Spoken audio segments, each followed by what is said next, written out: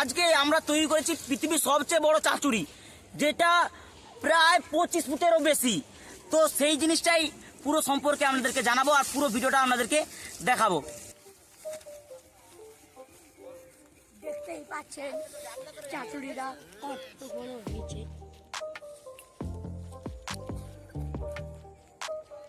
আপনারা শুধু দেখতেই থাকুন আর দেখতেই থাকুন। তো বন্ধুরা, এটা কোনো সাধারণ এক্সপেরিমেন্ট ভিডিও নয়, এটা হলো ভারতের একটা ঐতিহ্যবাহী ট্রেডিশন, যেটা 1000 বছর প্রাচীন কি তারও বেশি।